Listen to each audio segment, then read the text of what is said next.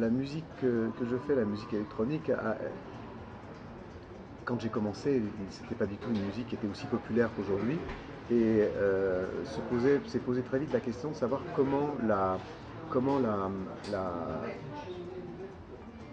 la mettre en scène, comment la jouer, comment l'interpréter.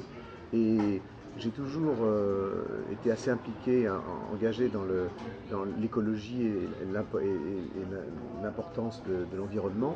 Et il me paraissait intéressant de lier la musique aux espaces et aux lieux. Et, euh, et le fait aussi de pouvoir, le temps d'une nuit, un peu comme les gens du voyage, pour moi, la performance et le spectacle ultime, c'est justement de venir dans un endroit, d'installer son chapiteau et de disparaître le lendemain. Pour moi, ça a toujours été ce côté justement itinérant et poétique du voyage avec sa part de mystère et sa part aussi de force. C'est-à-dire que je pense que l'éphémère est quelque chose ce n'est pas un paradoxe. L'éphémère est ce qui reste dans votre cœur le plus. La première fois, chacun, on est allé au cinéma, la première fois on est allé au théâtre, la première fois on a vu un match de foot, la première fois on voit un concert. C'est des choses qui vous restent dans votre tête, dans votre cœur pour le restant de vos jours. Donc c'est aussi ce genre de choses que je voulais partager avec le public, d'être en prise directe aussi dans leur environnement, venir aussi vers eux. Et donc c'est ce qui m'a aussi rapproché aussi de l'UNESCO et de l'importance que l'UNESCO a et aura dans le fait de- d'identifier clairement un certain nombre de lieux dans le monde qui font partie de notre mémoire collective mondiale, de notre identité en tant que terrien, je dirais, au-delà des frontières, qu'il faut pas seulement préserver, mais faire vivre. Et ce que j'aime beaucoup dans l'UNESCO, c'est que c'est une organisation, une des seules finalement, qui est non politique et qui est capable de réfléchir aux problèmes qui vont se présenter dans 25-30 ans, c'est-à-dire de réfléchir au moyen terme et au long terme. Ce que j'aime beaucoup dans cette peinture de Granger, qui en est l'auteur, c'est justement une image qui n'est pas nécessairement euh, pessimiste, c'est plutôt un point d'interrogation. Mhm. C'est-à-dire, où allons-nous en fait? Est-ce qu'on va vers le fait que la Terre se referme ou est-ce que ça va se dégrader? Et c'est tout le problème qui est accentué par aujourd'hui un des tabous de nos sociétés qui est le problème démographique. Euh, et puis le problème démographique qui est lié aussi au problème de l'éducation. C'est par l'éducation qu'on arrivera à mieux comprendre, à mieux comprendre les phénomènes, les catastrophes naturelles, qu'on arrivera à ce que à atténuer les extrémismes religieux et notamment aussi à progresser dans le domaine, à mieux contrôler la démographie, quelque chose dont on ne parle pas suffisamment, à mon avis. Donc, tous ces thèmes sont des thèmes qui sont des thèmes chers à l'UNESCO. La protection des enfants, la protection de l'évolution du statut de la femme Mhm. dans le monde. Toutes ces causes qui sont extrêmement, je dirais extrêmement bah, prioritaires, plus que prioritaires, elles sont primordiales. Et c'est la raison pour laquelle je suis extrêmement heureux qu'aujourd'hui, la directrice générale à la tête de l'UNESCO, on ait une femme. Et une femme telle qu'Irina Bokova, qui, pour moi, pour des tas de raisons, euh, pour moi, incarne ce que doit être un des grands dirigeants intellectuels de ce monde. C'est-à-dire euh, c'est-à-dire de faire de la politique au sens grec du terme, c'est-à-dire de penser à l'avenir de la société, à l'avenir de nos enfants, aux générations futures. Et aussi le fait qu'elle soit bulgare, c'est quelque chose qui, pour moi aussi, est intéressant en étant à la tête de l'UNESCO. Pourquoi? Parce que euh, les, tous les pays de l'Est ont connu pratiquement un siècle euh, de, de douleur, un siècle de souffrance. Et on sait très bien que ce qui ne tue pas rend plus fort. Et que, au fond, il y a une. Je suis toujours, moi, très frappé par la sagesse des pays de l'Est, au-delà de la Bulgarie, mais de tous les pays de l'Est, qui n'ont pas eu le choix, il fallait réfléchir. Et donc je pense que l'Europe de l'Est a justement un rôle, je dirais presque médiateur sur le plan intellectuel, à cause justement de ce qui s'est passé au XXe siècle, pour être une sorte de lien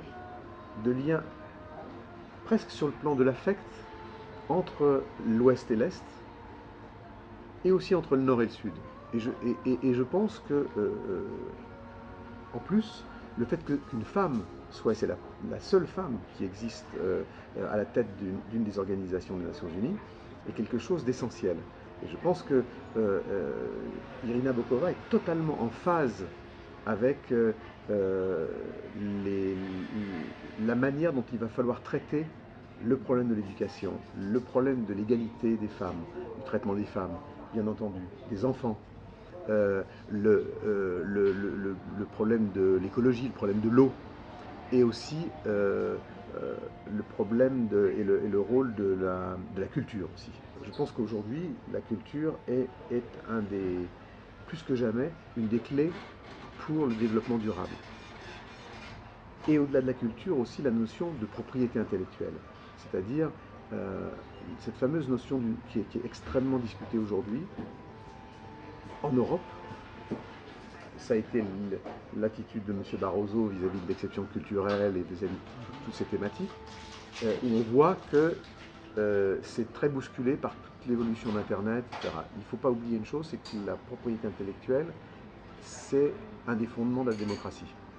Et que le droit aux artistes et aux créateurs de pouvoir vivre de leur travail est quelque chose qui concerne chacun. Dans chaque famille, il y a des enfants, des frères, des sœurs qui veulent être cinéastes, musiciens, photographes, artisans, créer des designers, architectes, etc.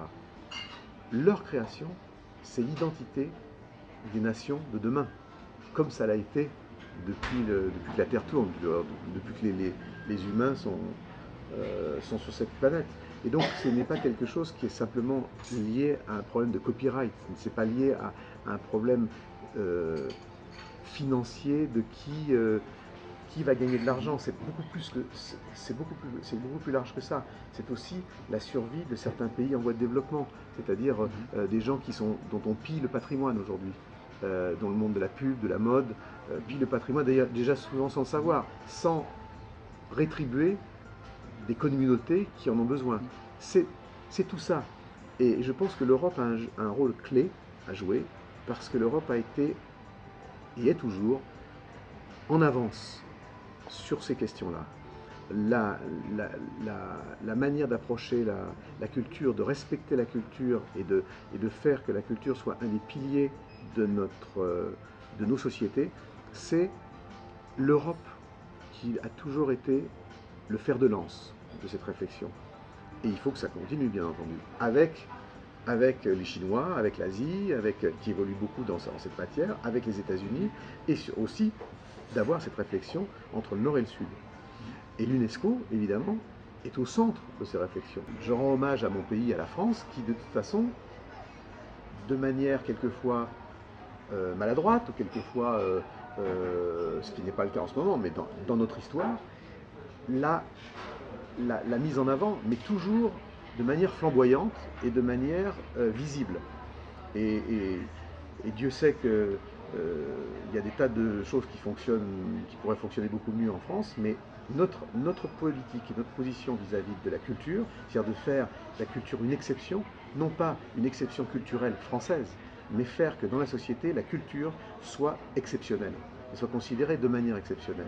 Et il faut une bonne fois pour toutes qu'on comprenne que la culture, c'est un des fondements de la démocratie, un des piliers de la liberté, un des piliers de l'identité de chacun.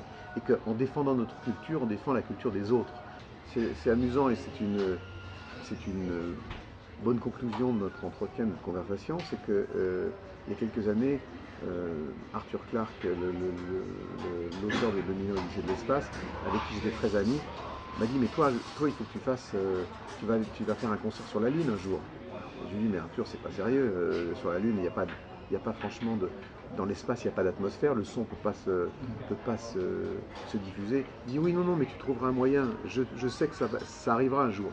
Donc j'en sais rien, mais enfin, en tout cas, déjà, il y a tellement d'endroits et de lieux sur Terre, d'ailleurs, liés à l'UNESCO entre autres, que il y a beaucoup déjà de choses à créer et à faire et à réussir sur cette planète avant de s'aventurer sur d'autres.